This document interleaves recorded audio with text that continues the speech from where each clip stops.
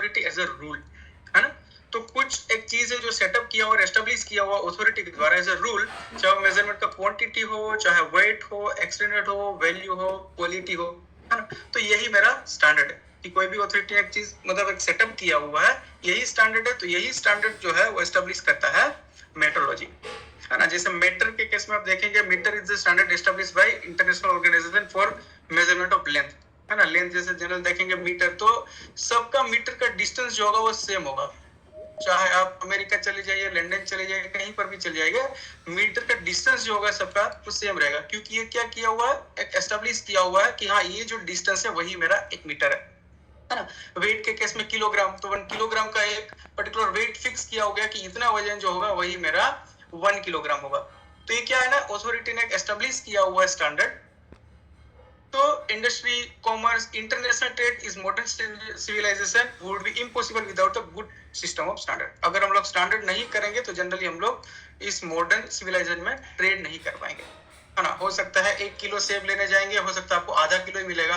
क्यों? क्योंकि आपके स्टैंडर्ड के हिसाब से वो 1 किलो हो सकता है ज्यादा क्वांटिटी का होना चाहिए था, दूसरे के लिए स्टैंडर्ड में हो सकता है कम क्वांटिटी का होना चाहिए। तो उस कंडीशन में हम लोग ट्रेड नहीं कर पाएंगे, है ना। तो जनरली क्या करता है, एक यूनिवर्सली एक्सेप्टेड रूल बनाता है कि हाँ जो कोई फॉलो करेगा सब कोई इसी चीज को फॉलो करेगा, इसी को जनरली हम लोग स्टैंडर्ड बोलते हैं। तो लेंथ के केस में स्टैंडर्ड देखेंगे तो in practice the accurate measurement must be made by comparison with the standard known as dimension, such standard called as a primary standard, है ना। तो स्टैंडर्ड को देखेंगे तो ढेर सारा स्टैंडर्ड का कैटेगरी है, सब स्टैंडर्ड यहाँ पे है।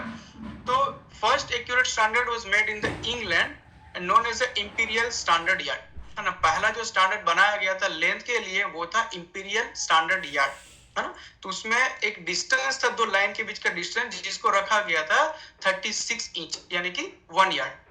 तो जो भी 1 यार्ड मेजरमेंट करेगा वो इसके हिसाब से ये यही डिस्टेंस होना चाहिए, है ना। तो ये रखा हुआ था इंग्लैंड में। उसके बाद आईएसओ के द्वारा इंटरनेशनल प्रोटोटाइप मीटर आया जो कि रखा हुआ है फ्रांस में। तो ये क्या मेरा प्राइमरी स्टैंडर्ड है ना। तो अगर आप इमेज अगर देखेंगे इंटरनेशनल प्रोटोटाइप मीटर का, तो कुछ इस तरीके का उसका डायग्राम है ना, जो कि बनाया हुआ है प्लेटिनम इरिडियम से, है ना। तो प्लेटिनियम इरिडियम अलॉय का बनाया हुआ है, जिसमें 90% प्लेटिनम है, 10% इरिडियम है। और 0 डिग्री में देखेंगे तो इसका सेक्शन देखेंगे तो इस टाइप का कुछ एक्स जैसा सेक्शन होगा, इसको बोलते हैं हम लोग ट्रेस का क्रॉस सेक्शन, है ना। तो ट्रेस का क्रॉस सेक्शन क्या बनाया हुआ है क्योंकि थोड़ा स्टेबल रहता है। और यहाँ पे ये इसका टोटल डिस्टेंस है 1020 mm, 1020 mm, 10-10 mm दोनों एंड में छोड़ के यहाँ पे एक लाइन एनग्रेव्स किया हुआ है। ये दोनों लाइन के बीच का डिस्टेंस जो है वो 0 डिग्री पे 1 मीटर है ना। तो ये स्टैंडर्ड है इंटरनेशनल प्रोटोटाइप मीटर, जो कि रखा हुआ है फ्रांस में, है ना। रियल इमेज देखेंगे तो कुछ इस टाइप का आपको दिख जाएगा, है ना। इस एज को छोड़ के 10 mm दूरी पे, दूसरे एंड को छोड़ के 10 mm दूरी पे दो लाइन है, यही दोनों लाइन के बीच का डिस्टेंस जो है वो मेरा डिस्टेंस है 1 मीटर, ठीक है। तो ट्रेस्का cross section give a greater rigidity of the amount of the material involved and it is therefore economic in the use and expensive material. तो ये जनरली दो लाइन एनग्रेव्स किया हुआ है, उसी के बीच का डिस्टेंस जो हम लोग कंसीडर करते हैं sir 1 metre in standard condition, जो कि है 0 डिग्री। सेम चीज यार्ड, ये कि इंग्लैंड में जो रखा हुआ है इंपीरियल स्टैंडर्ड यार्ड, तो उसका भी देखेंगे तो टोटल 38 इंच लॉन्ग का एक स्क्वायर क्रॉस सेक्शन है ना। 38 इंच का क्रॉस सेक्शन मतलब स्क्वायर क्रॉस सेक्शन है, जिसको दोनों एंड में एक एक इंच छोड़ के वहां पे एक तो राउंड बटन शेप का स्पेस दिया गया है। इसी बटन जैसा स्पेस में यहाँ पे गोल्ड का बटन जो हम लोग इंसर्ट करते हैं, इस बटन में यहाँ पे दो लाइन एनग्रेव्स किया हुआ है, यही दोनों लाइन के बीच का डिस्टेंस जो है वो मेरा 1 यार्ड यानी कि 36 इंच है ना। तो यहाँ पे देखेंगे 1/10 इंच के अराउंड में यहाँ पे दो रिसेस है, राउंड रिसेस, उसी होल में हम लोग गोल्ड पीस को इंसर्ट करते हैं। तो यहाँ पे इमेज आप देखेंगे तो कुछ इस तरीके का दिखाई देगा, ये 1 इंच बाय 1 इंच का एक स्लैब है जनरली, उसमें यहाँ पे बीच में क्या ना रिसेस बनाया हुआ है 1/10 इंच का। इसी में हम लोग यहाँ पे गोल्ड प्लग को इंसर्ट करते हैं। यही गोल्ड प्लग में यहाँ पे एक एनग्रेव्स किया हुआ लाइन, ये दो लाइन के बीच का डिस्टेंस जो है ये है 36 इंच, है ना। तो ये है इंपीरियल स्टैंडर्ड यार्ड। सेम चीज अगर वेट में हम लोग बात करेंगे तो यहाँ पे 1 kg, जिसको हम लोग बोलते हैं international prototype of kilogram IPK, है ना। ये बनाया हुआ है, प्राइमरी मास स्टैंडर्ड है, ये भी रखा हुआ है फ्रांस में। है ना। इसका इमेज कुछ देखेंगे तो हमको इस तरीके का कुछ दिखाई देगा, ठीक है। तो सब डिवीजन ऑफ स्टैंडर्ड अगर देखेंगे हम लोग तो टोटल 4 स्टैंडर्ड में कैटेगराइज किया हुआ, primary standard, secondary standard, tertiary standard and working standard, है ना। तो जो चारों के चारों स्टैंडर्ड है, चारों का पर्पस थोड़ा सा अलग है। पर्पस अगर देखेंगे, पहला प्राइमरी स्टैंडर्ड जो भी हम लोग देखे थे, तो they are material standard preserve under the most careful condition, है ना, केयरफुल कंडीशन में रखा हुआ है। और इसका यूज जनरली हम लोग डायरेक्ट मेजरमेंट के लिए नहीं करते हैं, है ना। ये हम लोग यूज करते हैं in a 10 to 20 year for calibrating a secondary standard, है ना। तो ये प्राइमरी स्टैंडर्ड रखा हुआ है, जैसे यार्ड का हम लोग बात कर रहे थे, रखा हुआ है इंग्लैंड में, मीटर का जैसे फ्रांस में रखा हुआ है। तो ये ऐसा स्टैंडर्ड है जिसका डायरेक्ट मेजरमेंट के लिए हम लोग यूज नहीं करते हैं। इसका हम लोग यूज करते हैं सेकेंडरी स्टैंडर्ड जो होगा उसको कैलिब्रेट करने के लिए, वो भी 10 to 20 ईयर में, है ना। तो इंटरनेशनल प्रोटोटाइप मीटर हो गया, इंटर प्रोटोटाइप किलोग्राम हो गया, इंपीरियल स्टैंडर्ड यार्ड हो गया, ये सब प्राइमरी स्टैंडर्ड है ना। तो ये एक सिंगल एक ही जगह पे रहेगा, है ना, ये मल्टीपल जगह पे नहीं, ये एक ही जगह पे रहेगा। इसका यूज ओनली कैलिब्रेट करने के लिए होता है, वो भी सेकेंडरी स्टैंडर्ड का। सेम चीज अगर हम लोग सेकेंडरी स्टैंडर्ड देखेंगे तो they are a close copy of primary standard with respect to design, material, length, almost same to same ditto copy आपको मिल जाएगा प्राइमरी स्टैंडर्ड का। Any error existing in the standard is recorded by comparison with the primary standard after long interval, है ना। तो जैसे बात हम लोग किए थे 10 to 20 ईयर में, इसका बस यूज होता है ओनली फॉर कैलिब्रेशन करने के लिए वो टर्सरी स्टैंडर्ड।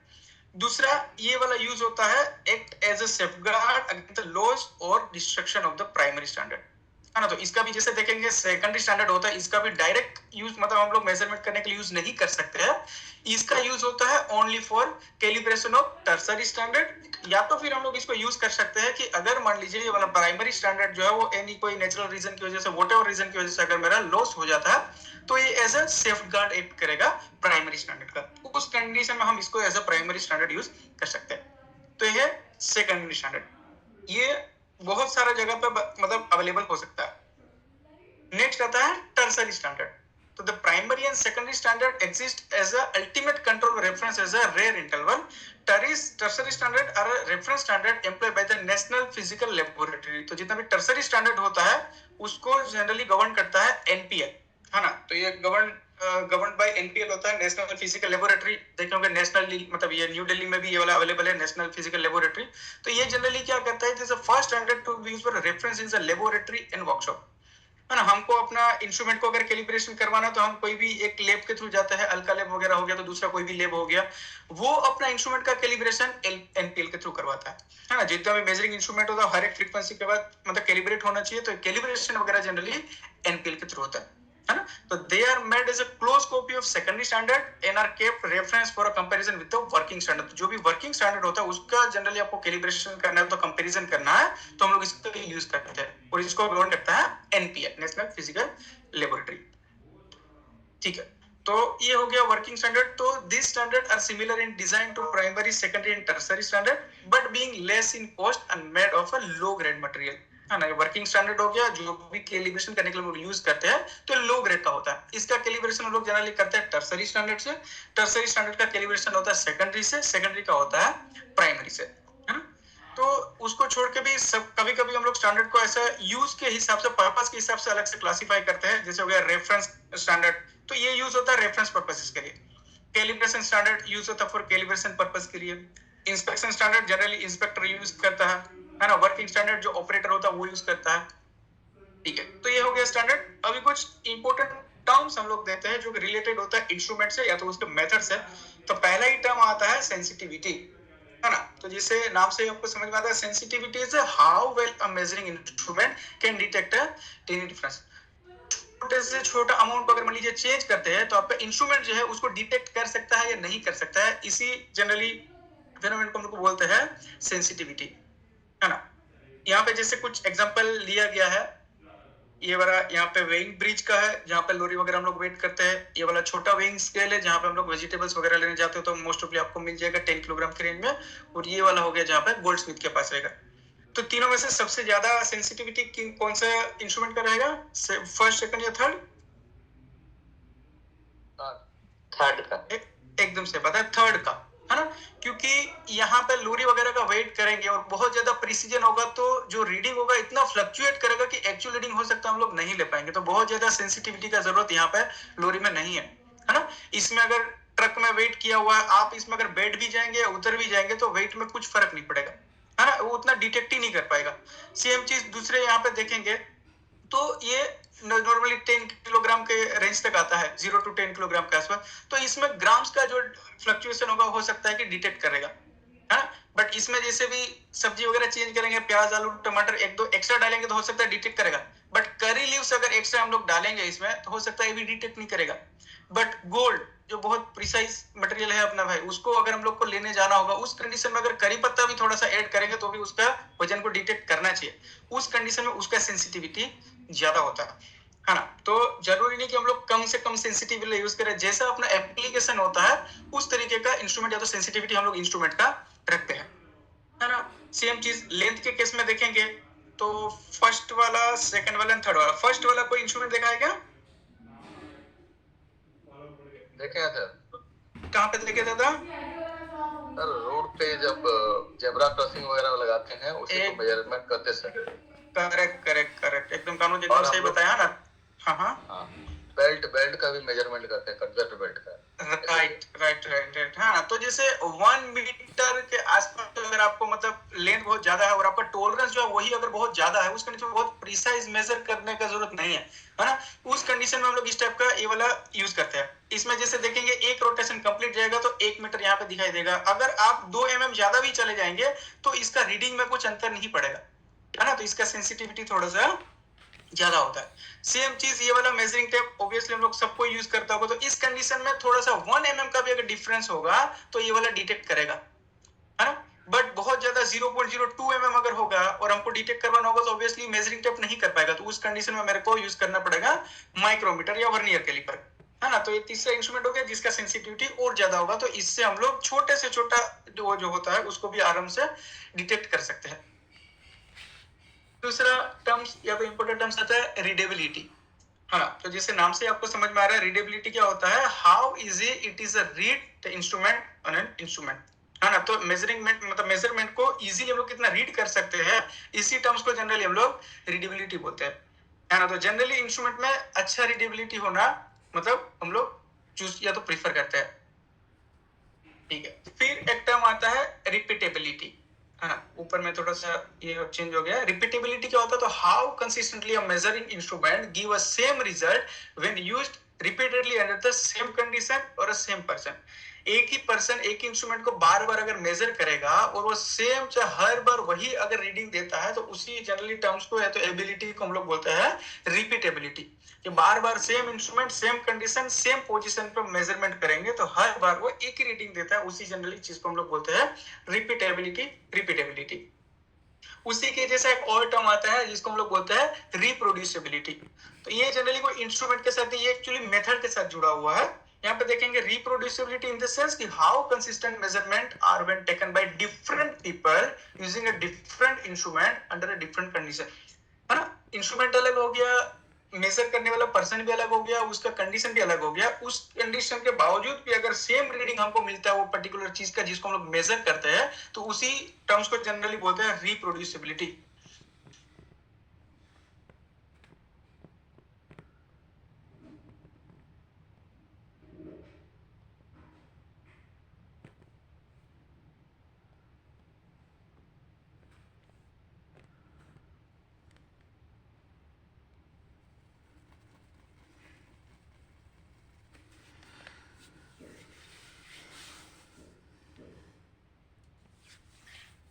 तो ब्लड प्रेशर जैसे बात किया कि कोई भी इंस्ट्रूमेंट से मापेंगे या तो कोई भी पर्सन मापेंगे, बट ब्लड प्रेशर जो होता है वो जनरली सेम मिलता है एवरी टाइम, है ना। तो ये एक गुड एग्जांपल है रिप्रोड्यूसिबिलिटी का। इसमें पर्सन अलग है, इंस्ट्रूमेंट अलग है, कंडीशन अलग होगा, but her bar You're now connected to Stone 190. है ना। तो इसको जनरली इस टर्म्स को बोलते हैं हम लोग रिप्रोड्यूसिबिलिटी। अभी एक वर्ड आता है कैलिब्रेशन। तो कैलिब्रेशन आप लोग ऑब्वियसली किए भी होंगे बहुत सारा। तो process of checking and adjusting an instrument to make sure it's accurate, है ना। तो चेकिंग एंड उसका एडजस्ट करने का जो प्रोसेस होता है उसी को जनरली हम लोग कैलिब्रेशन कहते हैं, है ना। तो घर में कोई कैलिब्रेशन किया है किसी चीज का, कोई एग्जांपल दे पाएंगे क्या?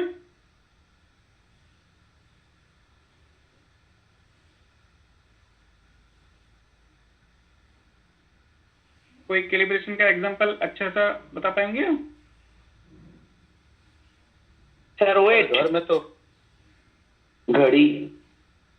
एकदम सही बताया, करेक्ट है ना। जैसे घड़ी हो गया, घड़ी मान लीजिए हम लोगों का खराब हो जाता है तो ऑब्वियसली कोई भी टाइम पर रुक जाता है। जब नया सेल हम लोग लेते हैं उसमें इंस्टॉल करते हैं तो घड़ी चालू हो जाती है, बट उससे पहले हम लोग जो करते हैं वो नथिंग बट कैलिब्रेशन। हम लोग क्या जो जो टाइम दिखाता है उसी के हिसाब से हम उसको एडजस्ट करते हैं, तो it is a good example of calibration. तो यही वाली जो प्रोसेस है जिसको checking and adjusting the instrument to make sure it's accurate, इसी को जनरली लोग कैलिब्रेशन बोलते हैं। तो इंडस्ट्री में भी हम ढेर सारा इंस्ट्रूमेंट यूज करते हैं, माइक्रोमीटर हो गया, वर्नियर, जो कि प्रिसीजन मेजरिंग इंस्ट्रूमेंट है, उसको रखना जरूरी है ना, टू इंश्योर कि वो जो रीडिंग है वो एक्यूरेट यूज होता है। जैसे वर्नियर कैलिब्रेटर एक साल में मतलब कैलिब्रेट करवाते हैं, माइक्रोमीटर आउटसाइड माइक्रोमीटर होता है तो हम लोग 6 मंथ के कैलिब्रेट करते हैं, डिपेंडिंग ऑन एप्लीकेशन। मतलब बहुत ज्यादा अगर यूज करेंगे तो हो सकता है कम फ्रीक्वेंसी में भी हम लोग कैलिब्रेट करते हैं। ठीक है, फिर एक टर्म आता है लीस्ट काउंट। तो लीस्ट काउंट ऑब्वियसली जैसे नाम से आपको समझ में आ रहा है कि minimum value that can be measured by an measuring instrument. तो छोटे से छोटा अमाउंट जो हम लोग मेजर कर सकते हैं उस पर्टिकुलर मेजरमेंट या तो वो जो डिस्टेंस होता है उसी चीज को हम लोग लीस्ट काउंट, है ना। तो जैसे एग्जांपल के तौर पर लिया हो कि steel rule typically has a least count of 0.5 mm, meaning that the measure हम लोग कर पाएंगे तो 1 mm होगा तो कर पाएंगे, बट सेम चीज अगर 0.6 होगा तो हम लोग हो सकता है नहीं कर पाएंगे, है। तो 0.5 के मल्टीप्लीकेशन में जितना भी मेजरमेंट होगा वो इजीली हम लोग इस पर्टिकुलर मेजरिंग इंस्ट्रूमेंट से कर पाएंगे। सेम चीज वर्नियर कैलिपर का अगर देखेंगे तो वो हम लोग मेजर कर सकते हैं 0.02 mm में, हाँ, उसको कम या उससे ज्यादा वाला भी आता है, बट स्टैंडर्ड वर्नियर कैलिपर जो होता है उसका लीस्ट काउंट होता है 0.02 mm। सेम चीज माइक्रोमीटर का देखेंगे तो माइक्रोमीटर का होता है 0.01 mm। तो स्टैंडर्ड आउटसाइड माइक्रोमीटर लेंगे, इनसाइड माइक्रोमीटर लेंगे, तो स्टैंडर्ड वाला जितना भी रहता है उसका 0.01 mm, है ना। स्पेसिफिक आप अगर बनवा रहे हैं कस्टमाइज करके तो हो सकता है उसका लिस्ट काउंट और छोटा हो सकता है। ठीक है, लिस्ट काउंट के बाद देखते हैं मैग्निफिकेशन। तो मैग्निफिकेशन क्या है? Magnification is the making a measurement easier to read by making it appear larger, है ना। जैसे बेस्ट एग्जांपल मैग्निफिकेशन ग्लास कोई इंस्ट्रूमेंट में देखे हैं क्या कोई? नहीं, ठीक है। तो आप अगर देखेंगे वर्नियर हाइट गेज, तो वर्नियर हाइट गेज होता है वो जनरली क्या हम लोग उसको सरफेस प्लेट पर रखते हैं, उसको रीड करने के लिए थोड़ा सा एकदम नजदीक जाना पड़ता है। तो उस कंडीशन में हाइट गेज जितना भी होता है उसमें देखेंगे जनरली आपको मैग्निफिकेशन ग्लास मिल जाएगा। तो सिंपली मैग्नीफाइंग ग्लास एक लगाया हुआ है तो कौन सा लाइन में अलाइन हो रहा है मेन स्केल का वर्नियर स्केल के साथ, उसको रीड करने में थोड़ा आसानी होता है ना। तो ये टर्म जो होता है उसको हम लोग बोलते हैं जनरली मैग्निफिकेशन। अभी बात करते हैं हम लोग एक्यूरेसी का। तो एक्यूरेसी क्या होता है? Accuracy is how close a measurement is to the true value. जो एक्चुअल वैल्यू उतना है जिसका है उससे कितना नजदीक हम लोग मेजर कर पा रहे हैं उसी को जनरली हम बोलते हैं एक्यूरेसी, है ना। जो ट्रू वैल्यू का जितना नजदीक होता है उसको हम लोग बोलते हैं जनरली एक्यूरेसी। इसी के जैसे एक और टर्म आता है जो हर बार थोड़ा सा कंफ्यूजन होता है जिसको हम लोग बोलते हैं प्रिसीजन। तो प्रिसीजन क्या होता है? तो how consistent multiple measurement of the same thing are even if they are not completely accurate। मतलब हो सकता है एक्यूरेट मतलब कि सही रीडिंग नहीं दे रहा है बट हर बार रीडिंग दे रहा है तो वो सेम रीडिंग दे रहा है ना। हो सकता है मैं 50 mm का एक सांप को मेजर कर रहा हूं तो इंस्ट्रूमेंट 50 mm ना बताते हो मेरे को 50.5 एवरी टाइम बताता है यही वाला रीडिंग। उसका मतलब कि हर बार मेजर कर रहा हूं हर बार वो यही रीडिंग दे रहा है, मतलब ये सही नहीं है बट हर बार यही रीडिंग दे रहा है, काइंड ऑफ रिपीटेबिलिटी। तो इसी चीज को हम लोग बोलते हैं प्रिसीजन, है ना। तो जैसे एग्जांपल के अगर समझेंगे एग्जांपल से हम लोग, तो यहाँ पे जैसे बुल्स आई है तो हम लोगों का टारगेट क्या होता है? जो भी एरो हम लोग फेंकेंगे वो एकदम इसके सेंटर में आना चाहिए, है ना। तो अगर हम लोग एरो थ्रो करते हैं और इस कंडीशन में थ्रो होता है तो आपको क्या लगता है कि ये प्रिसाइज है या एक्यूरेट है? ये वाला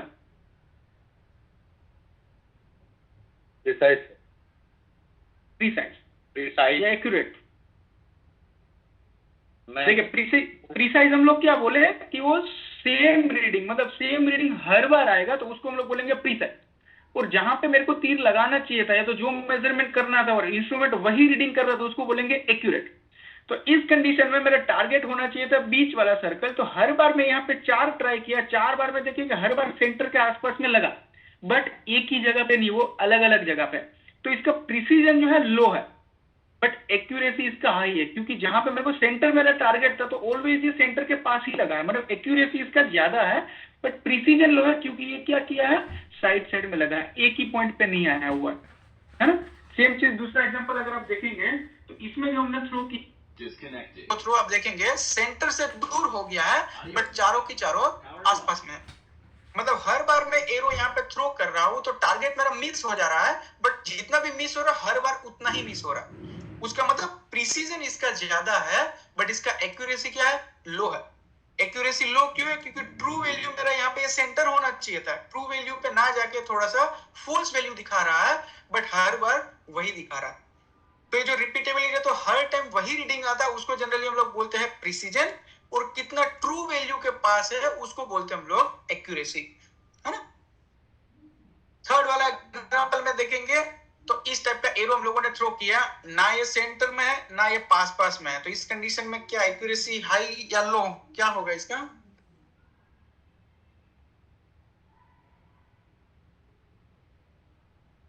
इसका होगा हम लोगों का लो। लो एकदम से बता, दोनों लो होगा, क्योंकि ना ये सेंटर में है ना ये हर बार सेम रीडिंग दे रहा है, तो इसका एक्यूरेसी भी एकदम लो है, इसका प्रिसीजन भी एकदम लो है। और फोर्थ वन लास्ट वन देखेंगे तो एकदम सही पकड़ेंगे कि सेंटर में है, हर बार मैं एरो थ्रो कर रहा हूं तो एकदम सेंटर पे जा रहा है, मतलब हर बार मेजरमेंट कर रहा हूं तो जितना इसका ट्रू वैल्यू है उतना ही मेजर कर रहा है, और हर बार वही मेजर कर रहा है, तो इसको हम लोग बोलेंगे हाई प्रिसीजन हाई एक्यूरेसी। तो जनरली हाँ, जितना भी जनरली मतलब इंस्ट्रूमेंट होना चाहिए वो high precise and high accuracy होना चाहिए, तभी क्या होगा, रिलायबल होगा। अगर एक्यूरेटली दे रहा है, एक्यूरेसी सही होगा, प्रिसीजन थोड़ा इधर उधर जाएगा, तो उसका रिलायबिलिटी क्या हो जाएगा, कम हो जाएगा। तो जितना भी मेथड हम लोग जनरली सिलेक्ट करते हैं तो ऐसा मेथड सिलेक्ट करना होता है कि उसका प्रिसीजन हाई होना चाहिए प्लस उसका एक्यूरेसी भी हाई होना चाहिए।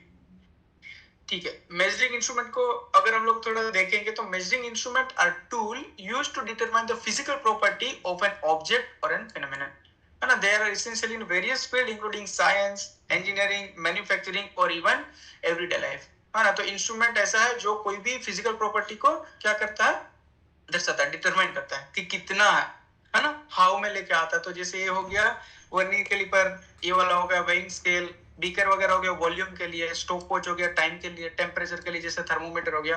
तो ये सब इंस्ट्रूमेंट है, फिजिकल प्रॉपर्टी को डिटरमाइन करता है कि हाँ कितना, हाउ। अगर नहीं करेंगे